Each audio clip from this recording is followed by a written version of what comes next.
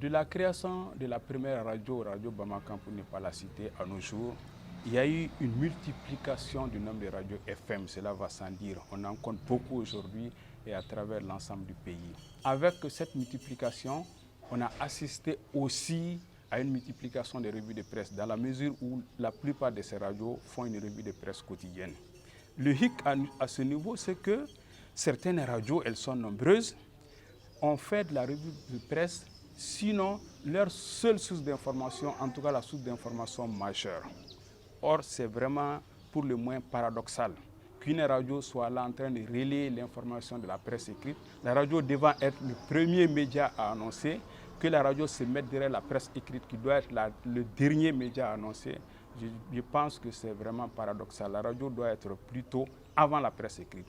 Donc ces radios qui font de la presse, de la revue de la presse, qui n'est autre que le fait de relayer l'information de la presse écrite, ces radios-là font jouer à la radio, au médium radio, le rôle qui ne doit pas être le sien en réalité. Donc il faudrait que ces radios voient un peu, c'est bien de faire une revue de presse, mais vraiment, il ne faut pas que la revue de presse soit la source d'information majeure d'une radio. Ceci dit, concernant les revues elles-mêmes, les revues de presse, moi je les suis régulièrement. Donc elles ont pratiquement la même forme.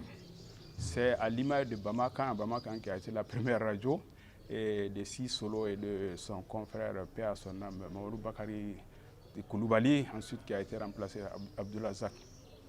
Concernant les revues elles-mêmes, les revues de presse elles-mêmes, c'est vraiment la même forme. La même forme, ce sont tous inspirés de choses de Bamakan, qui a été le premier à commencer cette revue.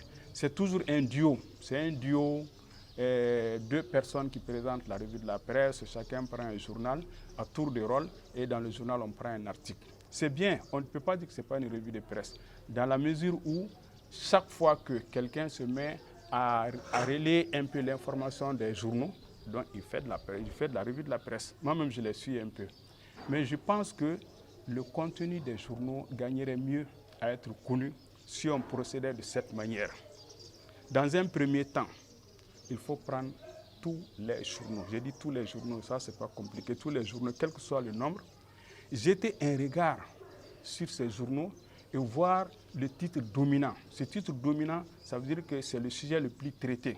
Il ne faut pas prendre le sujet que toi, animateur de revue de presse, penses que c'est vraiment le sujet d'actualité majeure. Il faut plutôt regarder les journaux et voir le sujet le plus traité. C'est ça l'information majeure. Donc tu prends ce sujet-là, tous les journaux qui l'ont traité, tu fais ce qu'on appelle une revue des titres, qui est un genre journalistique à part, qui est différent de la revue de la presse. Tu fais une revue des titres avec ces journaux qui ont parlé de ce sujet majeur. Ensuite, maintenant, tu mets les journaux à côté, tu fais un commentaire de ces titres. Je dirais un commentaire personnel, mais sur base des titres des journaux. Donc, la matière première, c'est les journaux. Tu fais un commentaire des titres et ce commentaire-là doit servir de chapeau pour le développement de ce même sujet par les mêmes journaux. Maintenant, pour le développement aussi, tu prends le même sujet, tu fais une classification des journaux qui ont traité le sujet de la même manière, et maintenant tu fais un commentaire croisé. Je prends un exemple. Si dans la semaine il y a une nomination d'un Premier ministre, il est évident que ça va être le sujet d'actualité majeure. Il y a des journaux qui vont dire celui qui a été nommé ne peut pas faire l'affaire pour telle raison. Ils ont leurs raisons. Il y en a qui vont dire c'est l'homme de la situation, on ne pouvait pas avoir mieux. Ils ont leurs raisons. Il y en a qui vont dire on l'attend à la tâche. On va le juger à la tâche. Donc tu fais un commentaire croisé de ces journaux sur ce sujet-là et tu les traites en 6 à 7 minutes de sujet d'actualité majeure. Ensuite, s'il y a un autre sujet important qui vient en seconde position, tu les traites de la même manière. Revue des titres, commentaire des titres et développement. Tu consacres 3 à 4 minutes.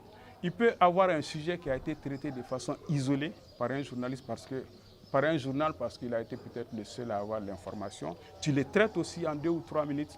Ensuite, les faits divers, tu peux les mettre à part, consacrer quelques 2 à 3 minutes aux faits divers parce qu'il y a des journaux qui sont vraiment consacrés aux faits divers. Ensuite, maintenant, l'actualité sportive étant vraiment une actualité un peu différente, tu peux consacrer 2 à 3 minutes au sport aussi, selon l'actualité sportive.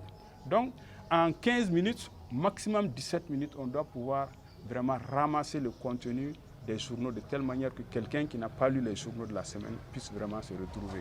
Ce qui se fait maintenant, je ne suis pas contre, vraiment je les suis aussi, je les suis et ils ont pu adapter quand même la revue de la presse, ils le font en bambara au public, mais ça ne reflète pas tellement ça ne donne pas tellement le contenu des journaux.